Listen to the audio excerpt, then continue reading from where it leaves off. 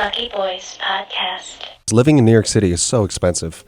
Mm-hmm. And a lot of the times we can kind of fall, it's almost like a trap, where we make a little bit of money and then instead of saving that money, we use that money to grow our lifestyle, our social life. Yes. Yeah, right. Or we go out to eat more. Yeah. We kind of, we work hard to get this cushion. And ideally, we have this abstract idea where we say to ourselves, you know what? I want to make more money. And we actually do it. We put a plan together and we get there. And I'm guilty of this as well in my 20s. And when I earn more income and I hit my goal, I see my savings goal, however, is not there. Yeah. But my Instagram's looking lit, like That's where your savings are going. Yeah, it's going. They call it lifestyle creep. So it's as you start making more money, your lifestyle increases with it. So it's kind of like they're going parallel. Like you're making $10, now you're making $20, but you used to be able to stretch that $50 that you made. You used to not go to brunch. You used to be like, you know what, I'm gonna eat $1 slice of pizza. But then you start making more money. That sweet green's looking real good. That $15 salad. And you're just spending a lot more on your lifestyle because you have that cushion. So you don't realize that, okay, you might be making 10, 20% more than you were last year, but you're probably spending 10, 20, 30% more also. Right. So, and then that happens so quickly. And here's the trap, is that now you're used to a certain lifestyle. And the old one just won't suffice anymore. Yeah. And you want to keep this. You want to keep this going, so now you want to earn more, but now you're looking at you got a whole new crowd now. You hit a whole new bracket, and you're looking at everyone else like, oh man, that, because there's no matter what bracket you're at, I feel like, for the most part, there's always going to be someone better than you, and you're always going to want more. I guess that's just a human condition, and now you're going, oh, I want this in terms of materialism. Yes. I want that condo, that big house, that waterfront property, or that big house with a big yard with a 4-car garage, or maybe I just want to be a rock star in the city. Yeah. And it's hard to say no to that. Like I was telling you guys earlier that when I first started working full time, I wasn't making a lot of money. I was hustling just to like get to a certain point. It wasn't even a high point. It was just the highest that I had ever been. So that's when I started relying on, I never had a credit card when I was young, like when I was in college, even when I first graduated college. Don't think I got a credit card until I was like 24. And I quickly, as soon as I moved out of my parents' house, I moved to Soho, which for people who don't know is a very expensive neighborhood in New York City. Didn't really shop around, wasn't trying to look for a deal.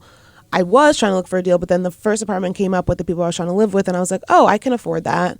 So maybe you have the money to pay for it, but can you actually afford it? Like just because you have the money doesn't mean you can afford the lifestyle? Yes, you can afford the rent, but can you afford everything else that's around it? That might include going out more. That might include taking more cabs. Like I didn't live in the city before, and when I would come into the city from being in Jersey, oh yeah, I could afford a cab because I wasn't paying rent. But now you're paying rent upwards of, I think at the time was like $1,400 a month, but for like a young person, that's a lot. Wait, that was $1,400 a month. That was shared. It was in Soho. I had That's two so roommates. cheap. Yeah, I had two roommates. Well, two roommates. So yeah. So how big was the apartment? It was a 3-bedroom.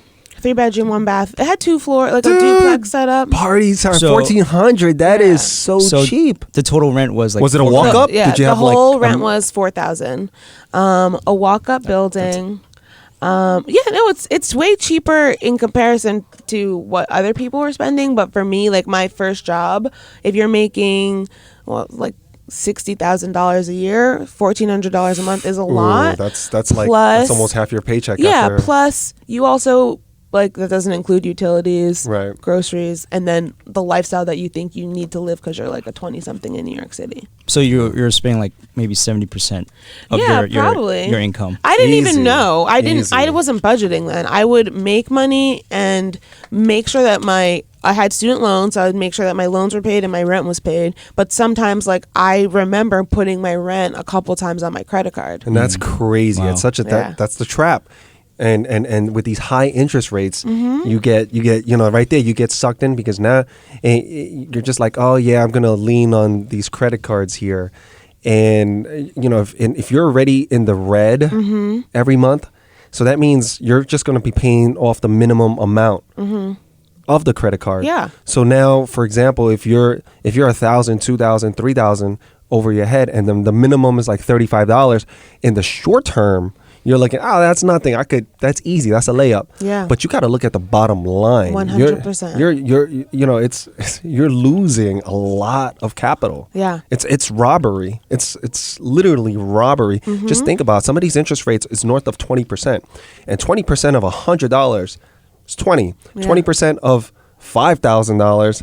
Just do the math. That's $1,000. It would, and I remember looking. So the reason why, not the reason, but I guess the symptom of like why I had accrued this credit card debt is I didn't know about it. I didn't, like, my parents didn't teach me about credit cards because they never relied heavily on them. Right. So I never saw them like, oh yeah, if you just make the payment, whatever, like this is it. I just didn't know how to use them. I didn't know how to use them properly or use them to my advantage, like for points and things like that. I was just like, oh, this is covering a gap, but not realizing like month in, month out, using that money and not paying it fully off was really hurting me, even though I was paying consistently. So that's also another thing. Like, your credit score is looking fine because you have a consistent payment history. Like, that's one of the factors in your credit score. You're not being flagged by collections. Yeah, you're not in default, so you pay, but like you're not paying enough, and like that debt to income ratio really creeped up. And paying just the minimum it won't help you because you have interest accruing over time. Your interest could be more than the minimum. That's the crazy part. And if you look Yeah. at your statements, like I remember looking at my credit card statement, and it was like, okay, if you continue to pay the minimum balance, you will get done paying this debt off in like 27 years or 7. It was like something really high, and it wasn't that much money. Congratulations. And I was like, we got you. And then, but it was like, if you just pay this much, which was probably like $100 more, you'll be done with this in 3 years. And then I just decided, I don't know, probably after me wanting to move apartments, I moved in with my boyfriend, which was way cheaper. I moved into his place in Bushwick. We're sharing a room. And so my rent payment was like less than half of what I had paid previously. And I realized when we wanted to move out of that place and get our own place, I was like, I don't even have enough cash saved up for like first, last security, like for a better place. And I actually didn't want to like move in with him, just the two of us yet. I want to just go out and get my own place. And I was like, I don't have enough money for that. See, here's what I think. I mean, here's why it's so important to not fall into that trap. Because let's say in a parallel universe, we didn't fall into that trap. And we were able to pay off the credit cards. We didn't, we were more smart in budgeting, and we saved a certain percentage. So now, instead of going into debt being in the red, you'll be in the black, where you're making money. Every month, you're actually putting some dollars aside where you have some leverage now. And you can start looking at your capital and going, where are good avenues of investments, assets, that can give me a good return, where when I sleep, I'm going to be increasing my wealth. Yes. Am I going to invest it in a 401k or an IRA, a stocks that pays dividends, or am I going to learn another trade, or I'm going to invest in another company, or maybe perhaps real estate? Yeah. There are just so many ways you can make money nowadays. And as you mentioned, a side hustle. Maybe I will invest in myself. Pick up a class and take a few classes and learn about things to see if I have a passion for it. 100%. And once I realized, like, hey, maybe I might be I'm a kick-ass cook, like, or I'm a pretty good teacher. I didn't know that about me. Wow, okay, and really dig into that and drill down. And when you have capital, I look at it as energy. The more you have, the more freedom you have, the more leverage you have to kind of explore and do things. And I feel like it'll help your creativity and your stress levels. Yes. That's very important. Yes. Rather, because if you can't save money, you owe a crap load of debt. That's just you're going to lose sleep over that. Yeah, it's going to stress the crap out of you. And for men too, if women find out, man, you can't provide.